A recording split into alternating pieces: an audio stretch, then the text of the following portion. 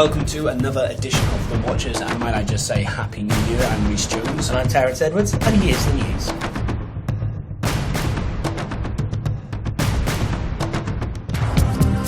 Forrest Gump, The Silence of the Lambs and Bambi are all to be preserved by the US Library of Congress as part of the National Film Registry. Since its inception in 1989, 25 films a year are chosen for their cultural, historical or aesthetic significance to be added to the collection. Other films in the registry include The Wizard of Oz, Vertigo and The Rocky Horror Picture Show. According to the file-sharing blog Torrent Freak, Fast 5 was the most pirated film of 2011, downloaded over 9 million times. In second place was The Hangover 2 with 8.8 million downloads, and Thor was in third place with 8.3 million. And on the subject of the Fast and Furious franchise, Vin Diesel has confirmed there will be 2 further sequels, bringing the total number of films to 7. Universal Pictures are considering filming the 6th and 7th sequels back-to-back.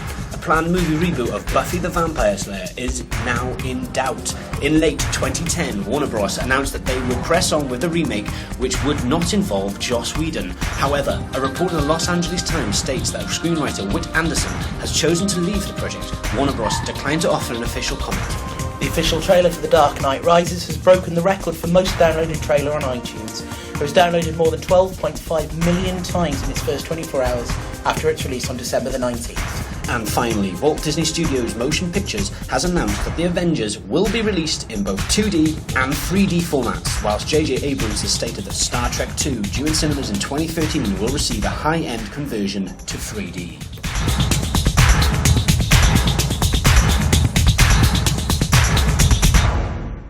We're right in the heart of award season at the moment. The major US critics groups have given their awards. The Golden Globes are given out on January the 15th, and the BAFTA nominations follow 2 days later.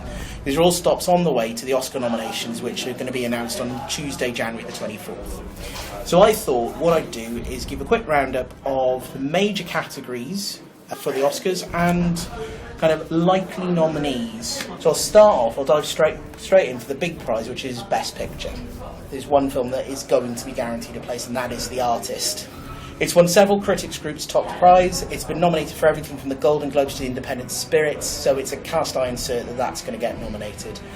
Other films that have done well are Hugo and The Tree of Life, along with The Descendants, The Help, Moneyball, Midnight in Paris and War Horse. So any combination of those films could get the nod for the Best Picture. Going on to Best Director, well, it could be second time lucky for Martin Scorsese. His direction of Hugo has impressed the critics groups and has got him Golden Globe and Critics' Choice nominations. However, Scorsese faces competition from Terrence Malick for The Tree of Life and Michelle Hazanavicius for The Artist. It could be a 7th Best Director nod for Woody Allen for Midnight in Paris and a 2nd for Alexander Payne for The Descendants. However, there could be surprise inclusions for George Clooney for The Ides of March, Clint Eastwood for J. Edgar, or even Nicholas Winding Refn for Drive. In the Best Actor stakes, there's going to be a battle of the hunts, as both Brad Pitt and George Clooney should be nominated for their roles in Moneyball and The Descendants, respectively. There's nothing Academy Award voters like more than a strong performance in a biopic, so that pretty much includes Leonardo DiCaprio for J. Edgar. Jean Dujardin's turn in The Artist will almost certainly get a nod too, which leaves one position left to be filled. A nomination for Gary Oldman and Tinker Tailor Soldier Spy seems to be a long shot, sadly. More likely, it'll either be Michael Fassbender for Shame or Ryan Gosling for either The Ides of March or Drive. There is one pretty much guaranteed nomination for Best Actress, and quite frankly, if Meryl Streep doesn't get nominated for The Iron Lady, I will eat my hat. I will also eat somebody's hat if Michelle Williams doesn't get nominated for My Week with Marilyn. Other strong certainties are Tilda Swinton for We Need to Talk About Kevin and Viola Davis for The Help.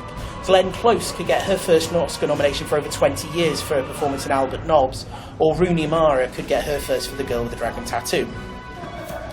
When it comes to Best Supporting Actor, there have been 2 performances that have swept the boards at the Critics' Awards. Albert Brooks for Drive and Christopher Plummer for Beginners, so expect to see them named. Others worth consideration are Kenneth Branagh for My Week with Marilyn and Jonah Hill for Moneyball. Other nominated performances are Armie Hammer for J. Edgar, Nick Nolte for Warrior, Viggo Mortensen for A Dangerous Method, and then finally for Best Supporting Actress. The female lead in The Artist, Berenice Bejo, has constantly been nominated in the Supporting Actress category.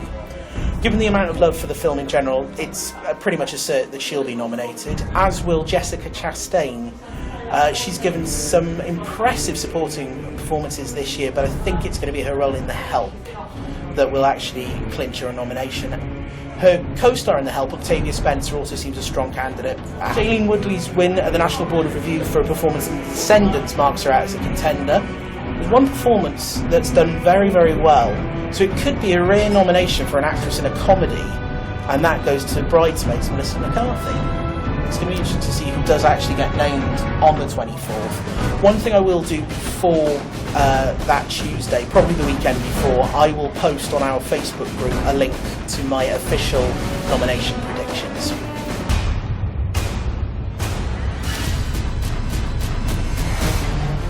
I'm knee-deep in the single most important case of my career. What are we up against here? The most formidable criminal mind in Europe. Professor James Moriarty. If we can stop him, we should prevent the collapse of Western civilization. No pressure.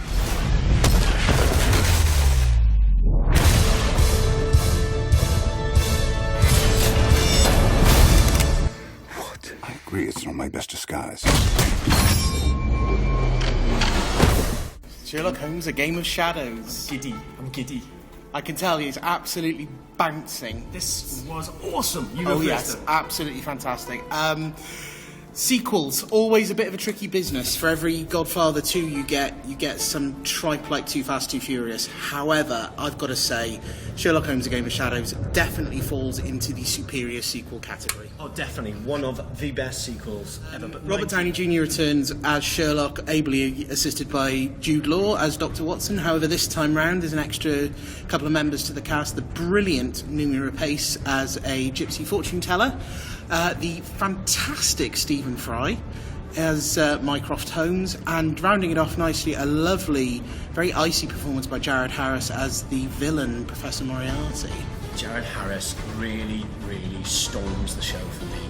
It's such a underplayed villain. He doesn't camp it up as easy as it could have been. Yes. It is a superb masterclass in how to play not just Moriarty, but how to play an amazing villain. It's up there with Hans Gruber, in my opinion. It's absolutely brilliant. There are several scenes that Sherlock and Moriarty have together, and all of the scenes are so engrossing that you just cannot take your eyes off them. The two actors absolutely play it to the hilt. One thing I've got to say that I really enjoyed, the style from the original film has kind of carried over. So you get the slow-mo fight sequences, you get the interior monologue of Holmes as he's assessing a situation. Stylistically it follows on, and I think it's a good move by Guy Ritchie to keep a style that he established in the first film.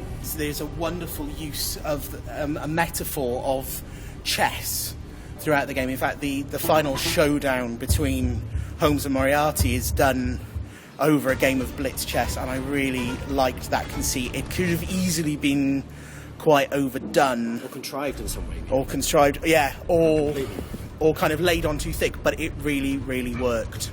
I completely agree. I just wanted to say, film marks to me that this director is such an underappreciated talent. To me, this film proves he is not a one-trick pony. Absolutely. He is fantastic. I cannot wait to see whatever genres Guy Ritchie turns his hands to. He is such a mature filmmaker from watching this film. The writers of this instalment have really thought about what they're doing. Everything is planned. Every set piece forms part of the bigger game. And kudos to them for actually making such an intricate pattern, but not so intricate that your brain kind of loses interest as you're watching it. Everything is so engrossing. Each set piece going from London to Paris to Berlin to Switzerland, where the denouement of the film takes place. Each part is superbly crafted, but also forms part of the bigger whole. It's not just that the writers have created a story, a well-crafted story, a well-crafted mystery, but yet modernising it to the right point of modernisation for a big-budget movie version of Holmes. What they've managed to do is instill characterisation within a masterful piece of writing, and portrayed amazingly by these actors. But I mean, the Holmes and Watson relationship that was built in the first film, but you can tell in this film that the two actors involved are really good friends now. It Absolutely. sponges across into their performance. Definitely. They're fantastic, brilliant. Yeah, they performances. really spark. Friends. They spark off each other really, really well. The banter between the two of them, excellent in the first film, kind of almost transcends it in the second. So much humour, especially in Robert Downey Jr.'s performance as Holmes. He's very, very dry. But what was so amazing is that obviously the comic relief is what you're talking about, isn't Yeah. it? But it wasn't misplaced. It No, wasn't mistimed. absolutely not. You didn't feel to yourself, oh, they're doing another funny bit just to revolve around, to get the laugh. No, it just fitted into the whole into the whole universe of this movie. It just fitted so perfectly. Absolutely. I mean, the performance is just absolutely top notch. I really can't say enough good things about this film, and for me, it's going to be the first time, but I'm going to give it 5 out of 5.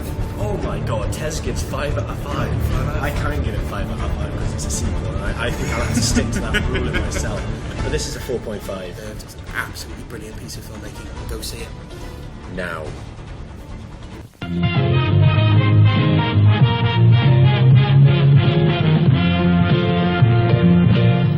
So what happens now? Your mission, should you choose to accept it.